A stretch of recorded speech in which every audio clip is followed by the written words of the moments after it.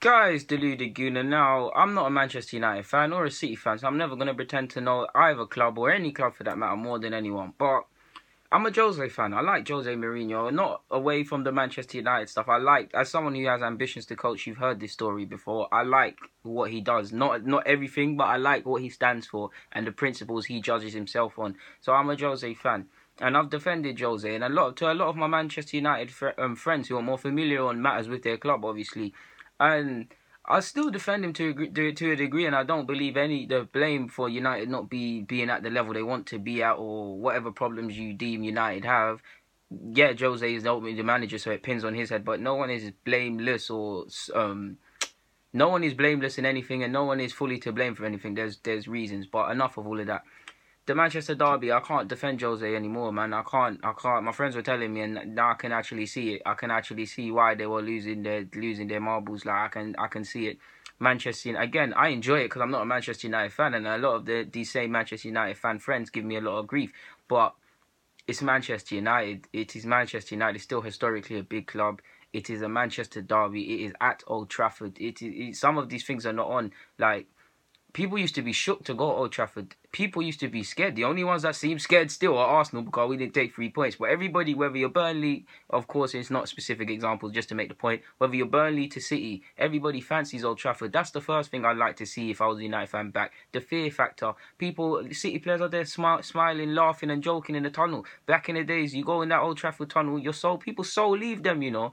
That. Secondly, going toe to toe with City. Come on now, like literally the last week against like the only top. Let me not Spurs to a degree, but the only big game that we have seen we've seen Manchester United have a go at was the week before the City game against us. They had a goal. They were on job with the tactics. They were poor defensively, but you just on the basis that they tried to find a balance between defensively doing that sort of stuff and going forward. Why that same logic wasn't applied against City, I don't know. Now, of course, City have a better side than us, in better form than us, have more creative players and better systems, and will punish mistakes more than Arsenal. Of course, I'm not saying you haven't got to be cautious with their midfield. I mean, look at that midfield.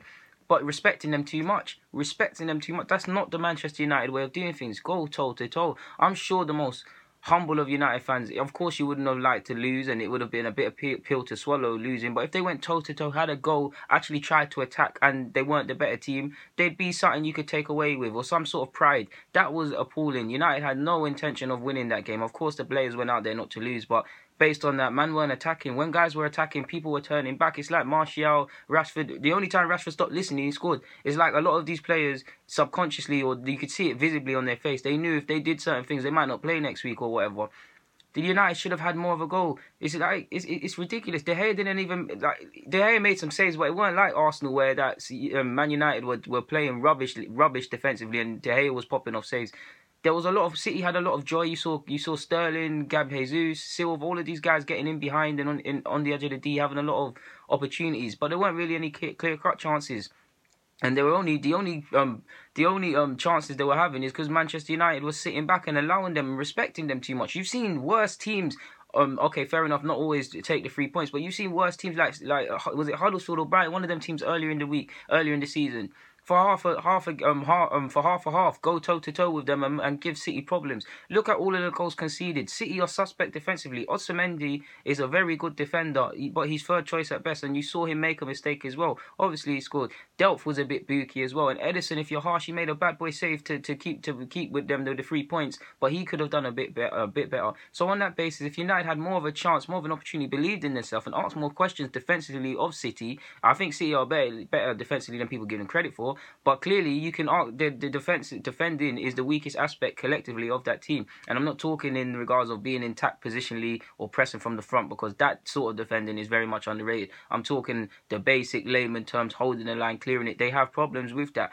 It was appalling, and it must have been painful to watch in a big Manchester derby where the real power shift is going on, where City look to win the league, where you know this is a big thing. Like United are second, this is a big thing. Whoever wins, loses, or draws this is going to have a massive. It's going to have a massive say on where the title goes and what week and things like that. Like.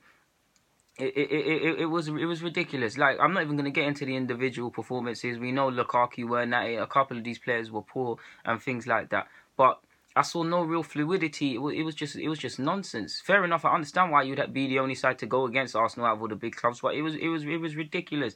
Like, look at the play. There was no, like, I felt sorry for Lukaku. Lukaku was playing poor, but what can you do if your team don't want to play football? Lukaku has played for worse teams than, say what you want about the Manchester United side. If you played the worst attacking players, pick your worst lineup, offensive lineup with you, Manchester United. They have better players than the Everton boys or the West Brom where Lukaku was at. Now, say what you want about Lukaku's touch, his general play, X, Y, and Z. One thing that's never been in debate is whether it's 16 or 20 league goals. That bracket at the end of the year, he's more or less gonna have that.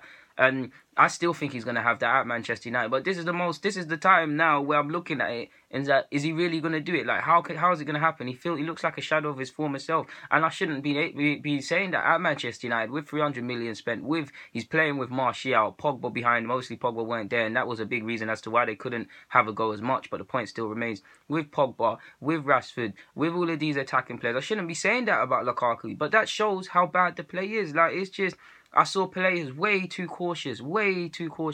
Like, imagine they had a go. You saw the errors both teams were making defensively. Like, oh man, like, it was tough to watch. And I'm even getting angry, and I don't even care or support Manchester United. In fact, I'm happy City won, but it was painful to watch, man. Like, that's not how Manchester United should be playing. Like, Jose really has to pattern up in that aspect, because how many big games are you going to go into with no intention of really winning that? Of course, if you lost that and I'm not saying go out there gun-ho and get humiliated 5-0. I'm not saying that at all. But there was a case to have more of a goal there, especially at 1-1. You saw the trouble that was being made. Of course, like I said, there was no Pogba, so to a degree, you can't really expect United to do too much. But still, the point remains, man. The point remains.